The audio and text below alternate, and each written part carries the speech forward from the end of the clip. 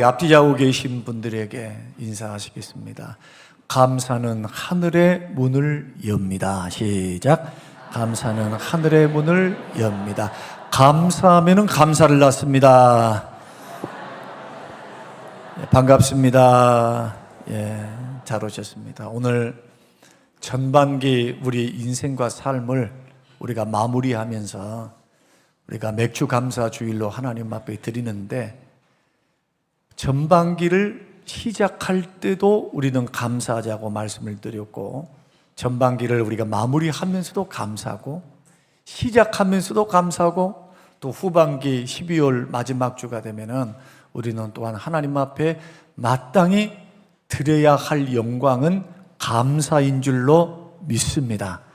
한 주간 동안 우리들 입에서 불평, 불만, 판단 이런 말 하지 말고 모든 일을 감사하자. 비록 불평하는 말을 했고 생각을 했다 할지라도 그것이 나왔을 때 다시 수정하자. 어떻게? 주님, 취소입니다. 그리고 오히려 하나님, 감사합니다. 저는 그렇게 했습니다.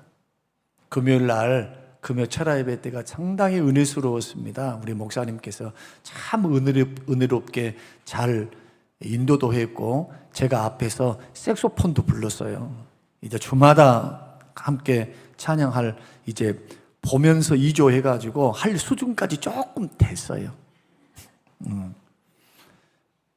그런데 잘 맞춰놓고 목양실에 잠깐 계시길래 이야기를 이렇게 하다가 제가 칭찬의 말보다는 또 권면의 말이 나오고, 조금 내 마음속에 더 많은 숫자가 나와서 이 좋은 은혜를 받고 기도를 했으면 얼마나 좋았을까, 너무 안타까운 심정에 그런 이야기를 했습니다.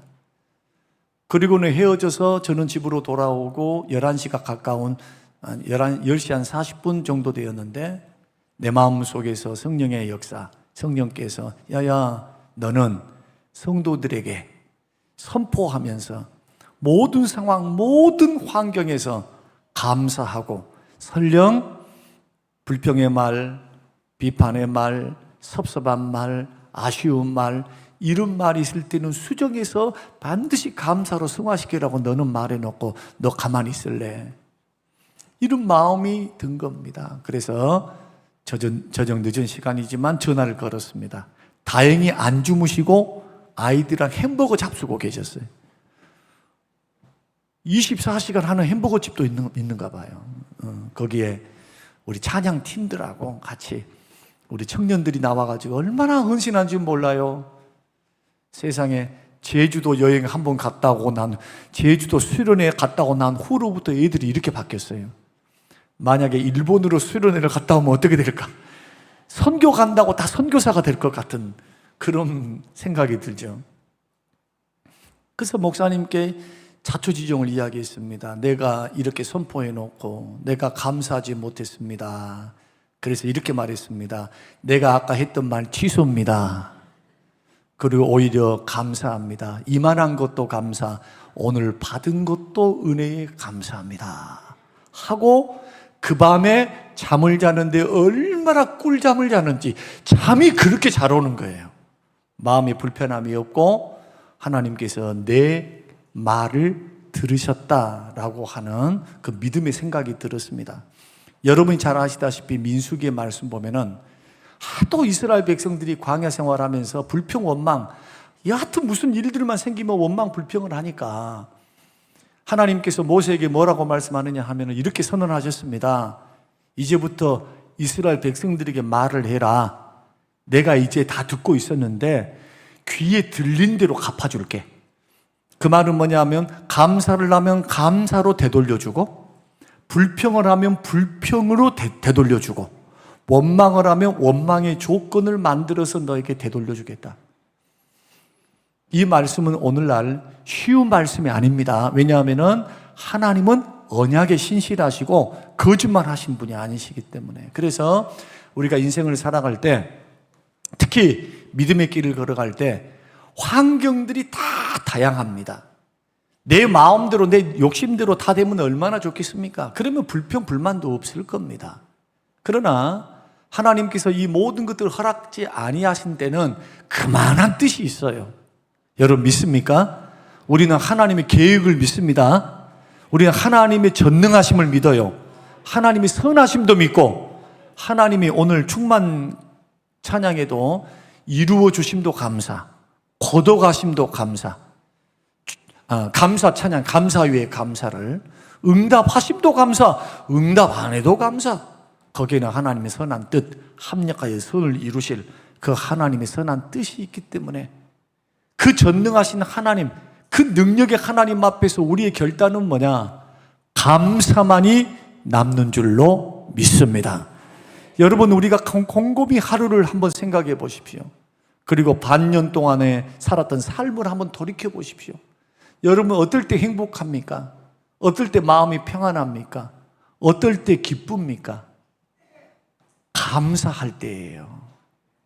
마음으로 감사하는 생각을 품을 때, 그리고 어떤 일들을 감사로 승화시킬 때 내 마음에 기쁨이 찾아오고 안정이 찾아오고 평안이 찾아오고, 이시영 박사 이야기로 한다면은 감사하는 그 순간 0.1초가 되지 않는 그 상태에서 우리 뇌에서는 세라토닌을 분비해가지고, 행복 호르몬이죠.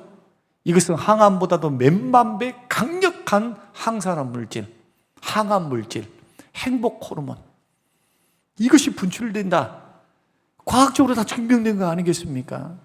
그래서 범사에 감사하는 사람들은 마음도 건강하지만 육체도 건강해요. 그러나 감사를 잃어버린 사람들의 얼굴이 죄송합니다, 우중충해요. 목사님, 우중충한 게 죄입니까? 이렇게 물어보신다면 은혜가 안 되면 죄지요. 그것도 항상 기뻐해야 되는데 사람은 항상 기뻐할 수는 없어요. 그러나 적어도 내 얼굴은 주님의 얼굴을 드러내는 겁니다. 내가 받았던 은혜가 나와야 돼요. 믿습니까? 내가 주님 앞에 오랫동안 머물러 있으면 주님 생각하고 감사하고 은혜 속에 있으면 그게 얼굴로 나타나게 돼 있어요. 그러나 세상에 근심, 걱정, 욕심에 찌들려 있으면 그것이 얼굴로 나타나 있는 거 당연한 거예요. 당연한 거. 그러니 행복하지 못하죠. 우리는 곰곰이 생각해 봅니다. 부부관계를 연구했던 미국 워싱턴 대학의 한 심리학 교수는 35년 동안 3,000쌍의 부부를 추적 조사했습니다. 연구를 했습니다. 35년간입니다.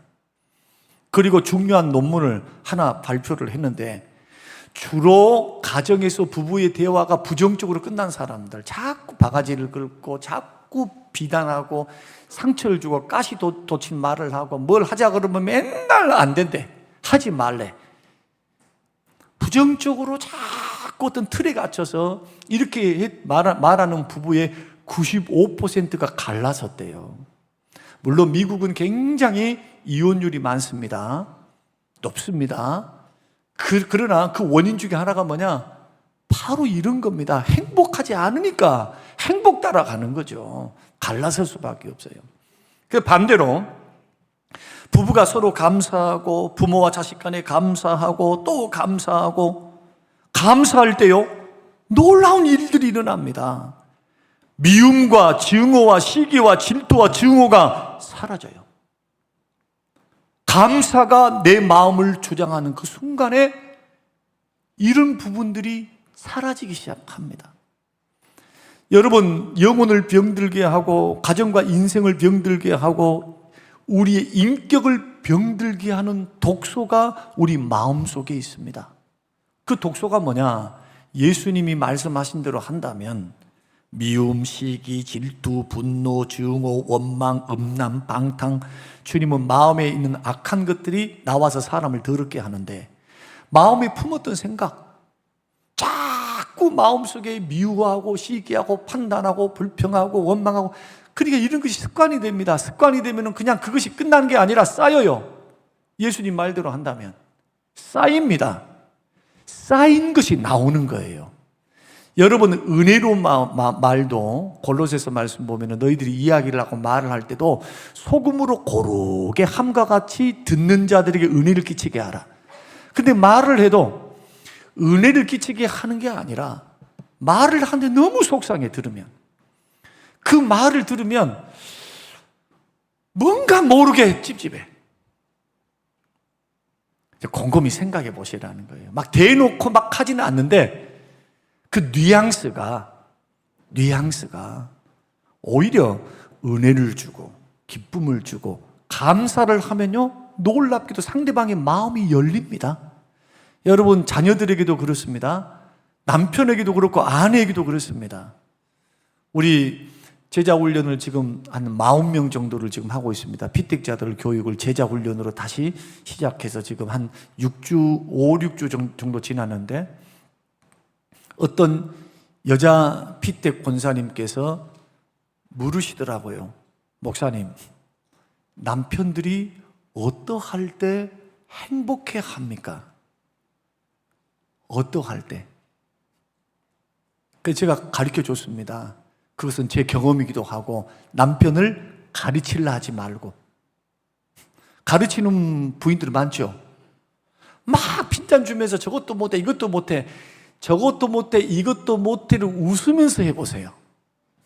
좀 애정을 가지면서 좀 뭐랄까, 애교스럽다고 하면 좀 이상하지만은, 이 나이에 무슨 애교. 그러나 듣는 사람도 그것이 기분 나쁘지 않고 교훈이 되고, 그리고 존중받는다는 느낌, 이런 부분들을 가지고 할 수만 있는 대로. 남자들은 참 단순해요. 남자들은 참 단순해. 칭찬해 줘봐라 그랬어요. 한번 잘한 거 한번 칭찬해 주면은 자기가 잘한 줄 알고 팔딱팔딱거리면서 더 잘한다고. 못한 게 아니라 그냥 막 아내 이쁘다고 뽀뽀하고 안아주고 막 야단나요. 우리 남자분들은 안 그런가요?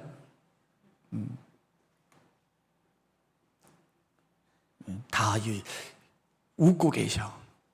어른들도 웃고 계신다니까.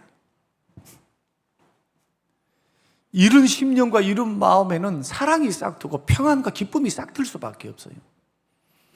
그래서 감사는 버릴 게 하나도 없습니다. 어려울 때는 도와주실 것을 믿고 감사하고, 잘 될 때는 채워주신 것 감사하고, 조그만 콩 한 조각이라도 누군가를 통해서 받았으면 그것을 크게 여기고, 아니 나에게 이것을 베풀어 주신 것은 얼마나 큽니까? 얼마나 커요. 예수 믿는 사람들은 그것을 큰 은혜로 여기는 겁니다. 하나님께서 저분을 통해서 하나님이 이렇게 섬김을 받았다. 절대로 축복에 익숙해지면 여러분 불행합니다. 여러분 잘 살고 못 살고를 다 떠나서 감사하는 사람들의 병폐 중에 하나는 뭐냐? 나에게 주어진 모든 것들을 그냥 익숙하게 여기는 거예요. 당연히 받을 것으로 여기는 거. 이것을 축복에 익숙해 있다라고 말을 합니다. 제가 이번에 최근에 어떤 프로를 보니까 대담 프로에 질문자가 90이 가까운 시인, 원로 시인에게 묻는 장면이 있었습니다. 그리고 거기에 대해서 질문에 대한 답을 하시는 장면을 제가 봤습니다.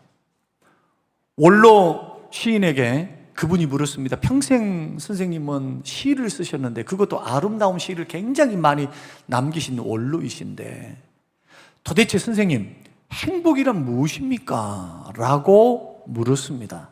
그러자 그분은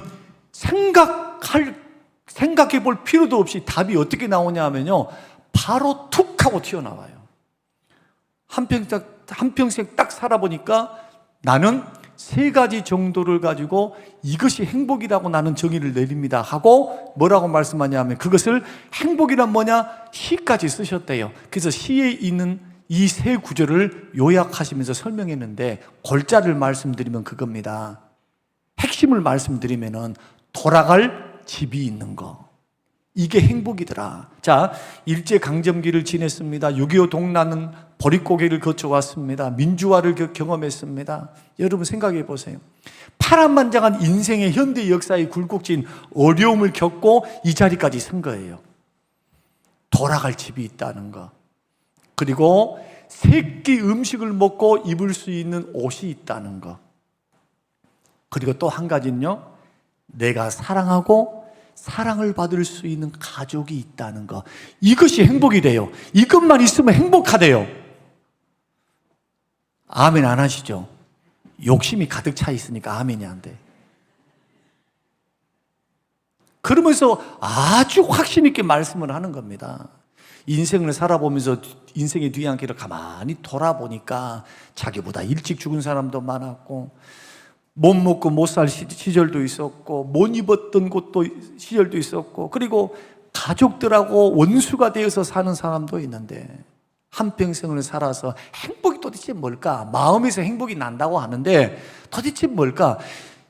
이 세 가지를 통해서 오더라. 그래서 이 말을 딱 듣는데 딱 예수님 말씀이 생각이 나는 거예요. 마태복음 말씀 보니까 먹을 것, 입을 것, 쓸 것 이거 구하지 말라. 하늘에 계신 천부 하늘 아버지께서 이 모든 것이 있어야 될 것을 아시느니라. 그럼 뭡니까? 먼저 그 나라와 그 일을 구하면 하나님 책임져 주신다는 거잖아요. 책임져 주신다는 거예요. 책임져 주신다. 나머지는 디모데전서 말씀을 보면은 우리가 이 땅에 빈 몸뚱아리로 왔는데 돌아갈 때도 빈 몸뚱아리로 돌아간다. 다 적신으로 왔다. 그러니 먹을 것이 있은즉 족한 줄로 알래요. 이제 곰곰이 생각해 보는 겁니다. 행복을 가로막는 우리 마음의 가장 중요한 독소가 뭐냐? 욕심입니다. 두 말할 필요가 없어요. 욕심이에요. 우리가 축복에 익숙하지 않으려면요, 고난을 좀 당해봐야 돼요. 자, 병이 걸려보고 물질을 잃어보고 아니면은 어려움을 당해보면요, 내가 지금까지 누리고 있었던 이 모든 것이 당연한 것이 아니고 이것이 얼마나 소중하고 이것이 하나님이 허락하신, 하나님이 나에게 맡겨주시고 허락하신 축복임을 그때 깨닫는 겁니다. 늘 제가 강조하잖아요. 사람은 어리석다고. 잃어봐야 깨닫는다고. 그래서 범사에 감사할 수 있기 위해서는 오늘 꼭 기억해야 될 것, 우리 마음에 있는 독소를 반드시 빼내야 합니다. 그것이 욕심이고요. 또 하나는 뭐냐 하면은 내 마음속에 감사하지 못하도록 만드는 여타의 것은 반드시 버려야 한다. 여러분, 감사는 저절로 되지 않습니다. 감사는 연습해야 되고 훈련해야 됩니다. 평생 감사를 쓰셨던 정광 목사님은 그렇게 주장합니다. 감사는 훈련해야 한다. 감사는 연습해야 한다. 여러분, 기도가 그렇게 좋다는 거 다 아시죠? 기도가 좋다는 걸 모르는 사람 한 사람 없어요? 그러나 기도의 사람이 되기 위해서는 은혜만 받아서는 안 됩니다. 은혜는 날마다 받는 거 아닙니다. 날마다 받아지는 것이 아니에요. 거룩한 노동이 필요합니다. 기도를 배울 수 있는 유일한 방법은 기도하는 겁니다. 힘들고 어려워도 기도의 자리에 나오는 것이고, 힘들고 어려워도 엎드려 기도하는 것이고, 말씀 묵상하는 것도 거룩한 노력이 필요해요. 노력. 경건의 훈련과 연단이 필요합니다. 이게 몸에 익어야 돼요. 자연스러워야 돼요. 이렇게 되려면 감사가 자연스럽게 몸에서 배어나와야 돼요. 자꾸. 여러분, 사람을 만나게 되면 호감 가는 사람의 특징이 뭐냐 하면은 밝기도 하지만 말에 감사가 있어요.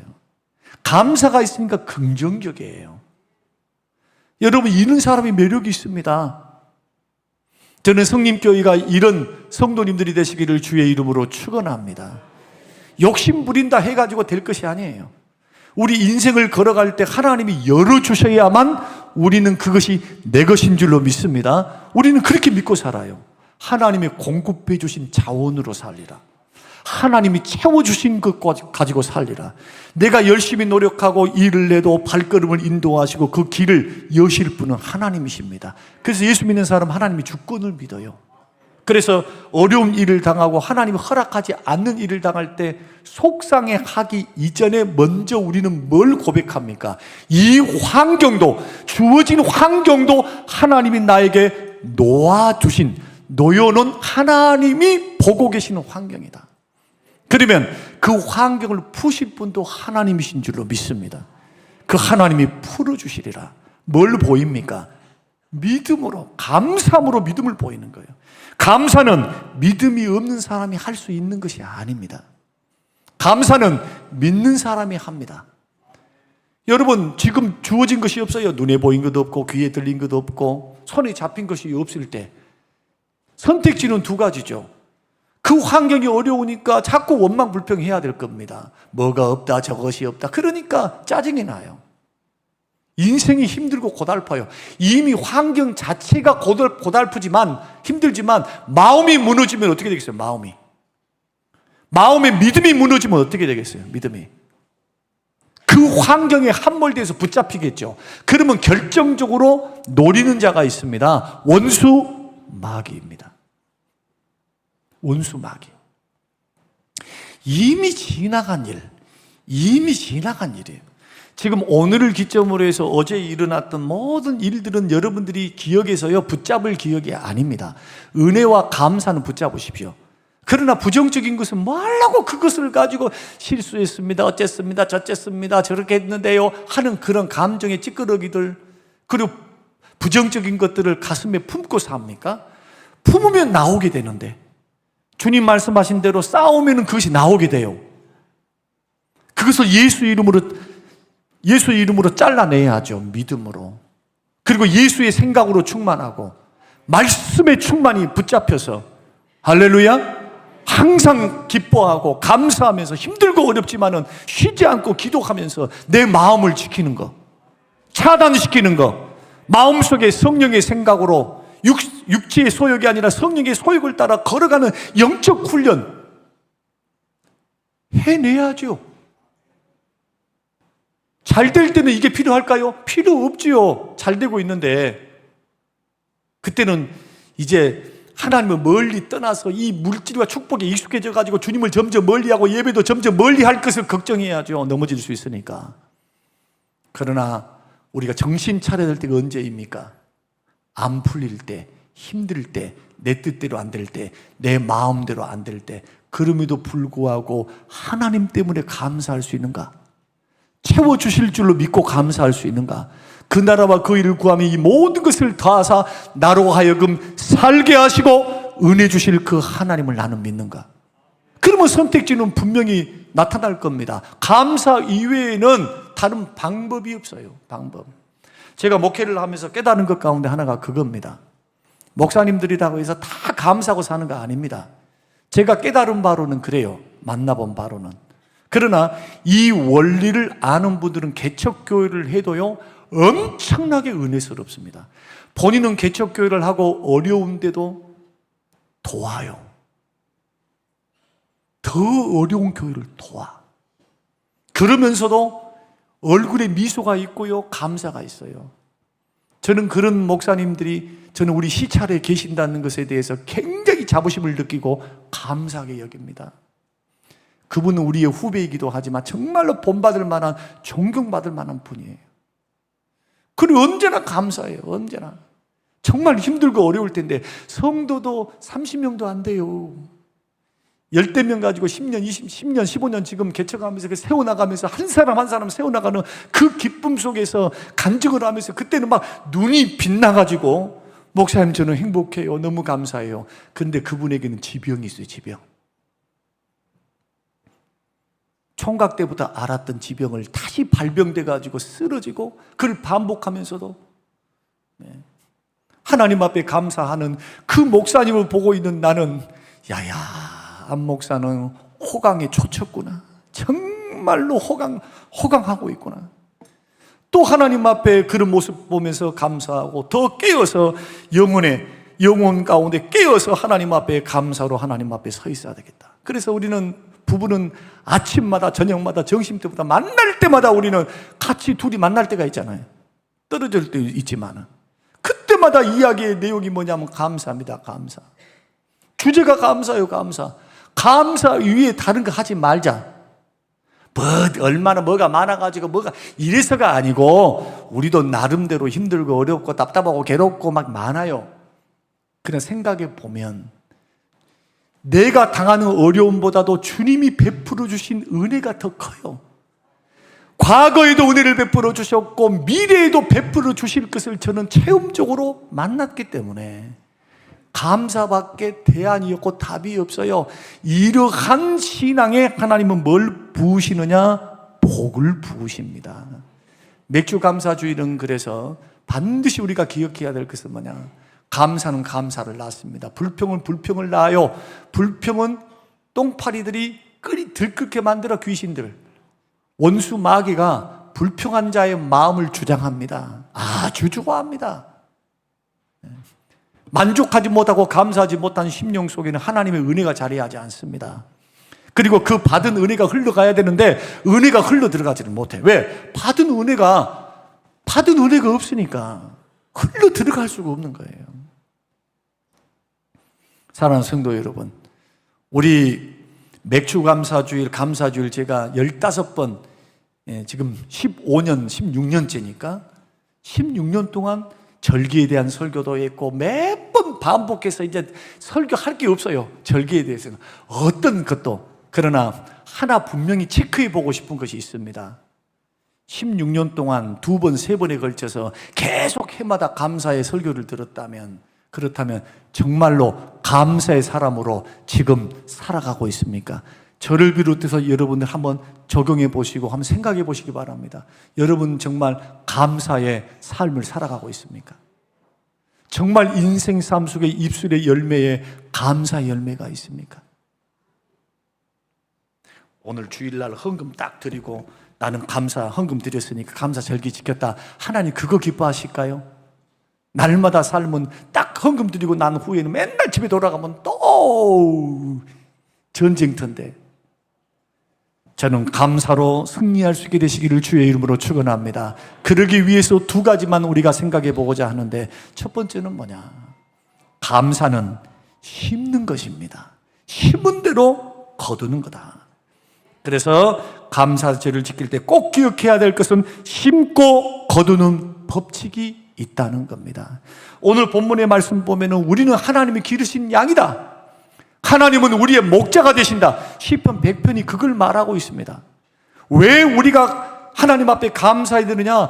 하나님이 목자가 되셔서 양인 나를 책임져 주십니다. 다시 말씀드립니다. 저와 여러분의 인생을 책임져 주신 분이 전능하신 하나님이십니다. 우주 만물을 창조하신 분이에요. 근데 그분은 목자가 되십니다.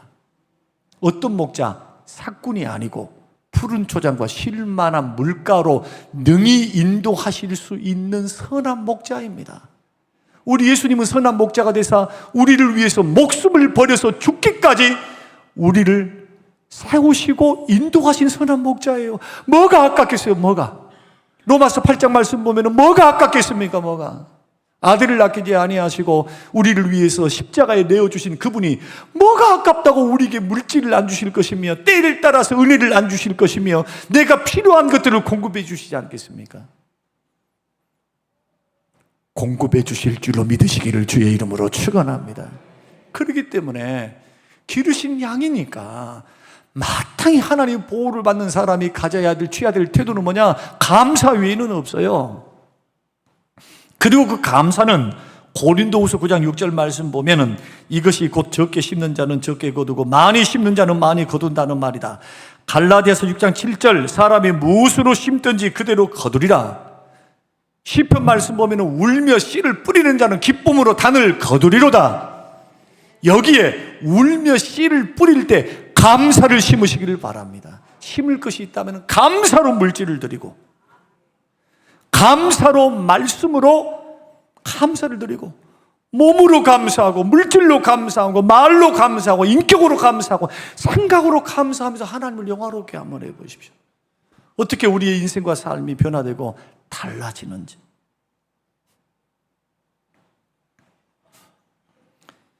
마지막으로는 감사는 생활이 되어야 합니다. 늘 제가 강조했습니다.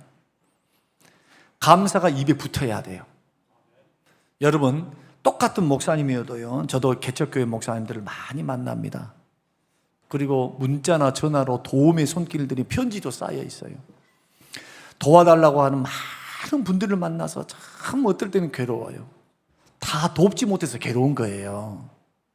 할 만한 분들에게는 하지만은 또 다 할 수 없음에 대한 언제나 빚진 자의 심정을 갖고 있습니다. 정말 저의 솔직한 심정이에요.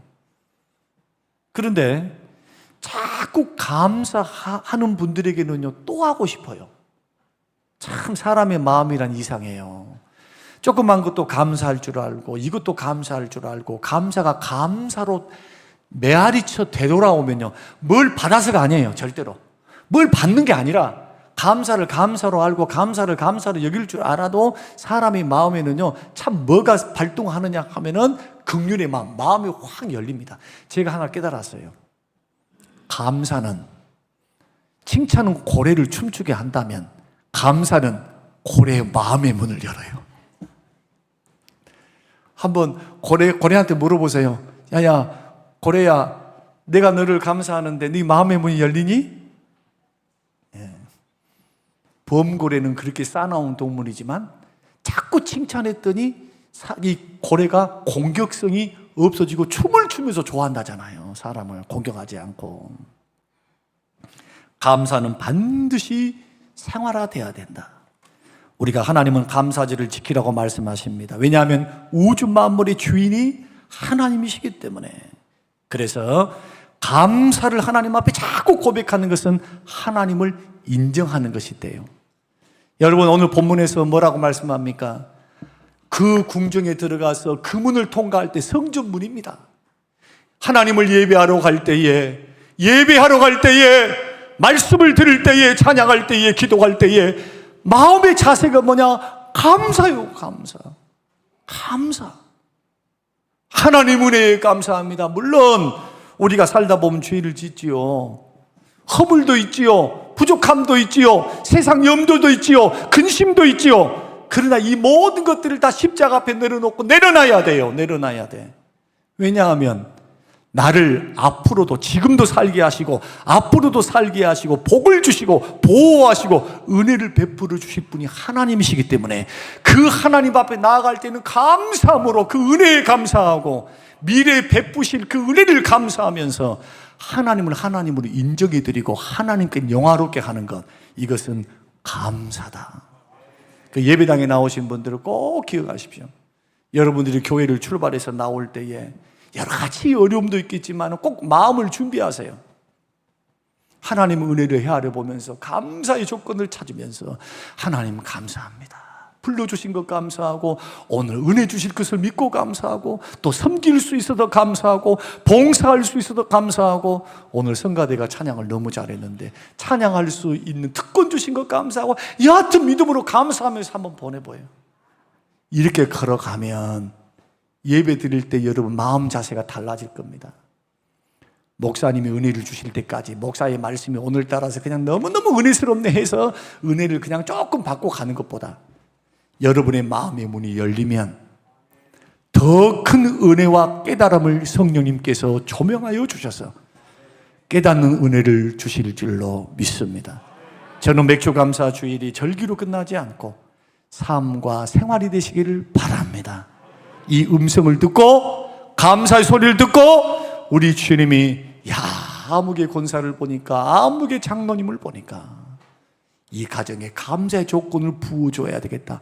주님 마음이 활짝 열리실 수 있도록 감사가 차고 넘치는 성림교회의 모든 식구들이 되시기를 주님의 이름으로 축원합니다. 고마우신 하나님 아버지, 고맙고 감사합니다. 주님 앞에 나올 때 감사하라. 찬송 중에 감사하라. 그 감사함으로 하나님 앞에 나아가 주님을 영화롭게 하는 하나님의 기르시던 양, 하나님 앞에 구원받은 하나님의 자녀들이 될 수 있도록 감사가 생활화되도록 축복하여 주시옵소서. 감사드리오며 예수님 이름으로 기도합니다. 아멘.